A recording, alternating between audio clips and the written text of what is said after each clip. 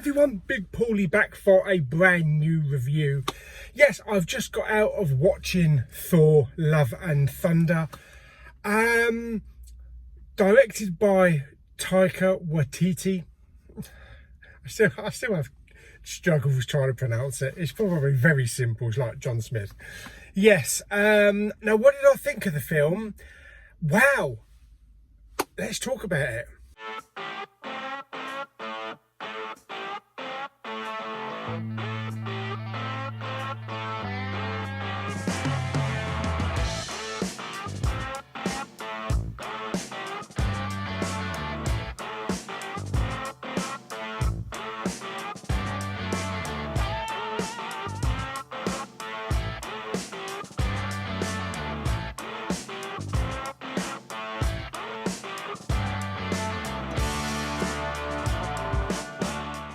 Okay, so Thor, Love and Thunder brings back some familiar characters. We have Thor, we have Valkyrie, we also have Natalie Portman back.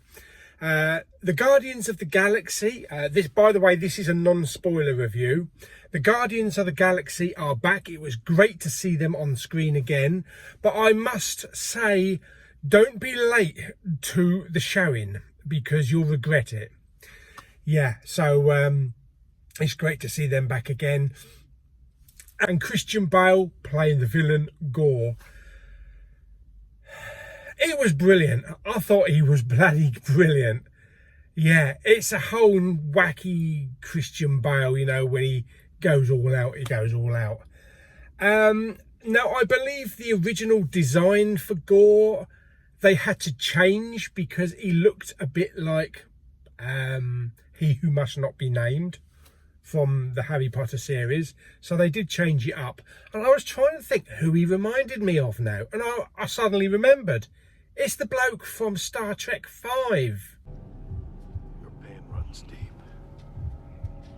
What do you know of my pain? Let us explore it. Yeah, so all our familiar characters are back. Now, those people that didn't really like Thor Ragnarok because it was too comedic, you're not going to like it. I don't think you're going to like it one bit, because this puts the comedic element into overload. This is a funny film from start to finish. There is some emotion in the film. There's a lot of heart in it. Emotionally wise, anybody that's ever lost a child or suffered life-threatening illness, you might have a few emotional moments through the film, but all in all, it was done beautifully. It was colourful, so colourful.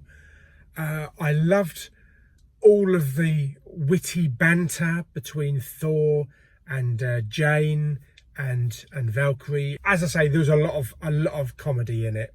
I think the pacing was perfect, so 2 hours is perfectly fine. There was some absolutely beautiful visuals. So colourful. It's going to look great, you know, on 4K when it eventually gets released with the HDR and the Dolby Vision and everything like that. The soundtrack was great. And I must say now that if you are a fan of 80s rock music, then you're going to love the soundtrack to this film. I mean, right this moment, before we head off, I'm just going to crank up Appetite for Destruction, because this will do for Guns N' Roses what Stranger Things has done for Kate Bush. And Metallica, of course. But yeah, this was a really great film. It's the last couple of Marvel films, although for me, I love the last couple of Marvel films, they have been a bit serious. We've lost a lot of comedy element, but this has brought back that fun-loving action popcorn comedy side of Marvel, you know, from like Guardians of the Galaxy and Ragnarok. So I much prefer Thor in this style than The Dark World or the first Thor, although they are great films. Natalie Portman, she was brilliant. She was in the film a lot more than I thought. I thought it was just going to be, you know, a short stint, but she's in it for all the film, basically. Oh, yeah, I've got to mention Russell Crowe. Russell Crowe was brilliant. Russell Crowe kind of brought the Jeff Goldblum from Ragnarok. And Russell Crowe reminded me of a cross between Borat and Bruno. But it was hilarious. So yeah, I had fun.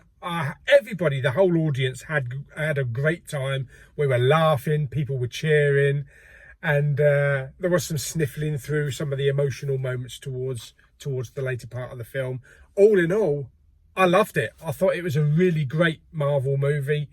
It's not up there with like Infinity War, but it kind of warms your heart to have this back with familiar characters that you've not seen for a few years. And yeah, I just really had fun with it. I had a lot of fun with it. So okay, Thor Love and Thunder. How would I rate it on a scale of 1 to 10? Well, it made me laugh. It made me happy. I got goosebumps. I almost cried a tear or two. It was emotional. I've got to give it 9 out of 10 Lady Thors. Yes, 9 out of 10. Brilliant film, and I really loved it. So I hope you enjoyed this little review of Thor Love and Thunder. As I say, if you are a big fan of Thor Ragnarok, you're going to really like the film. But for those people that are not too into the Marvel comedy side of it, then you might not like it. But it has that Ragnarok Guardians of the Galaxy style humour to it.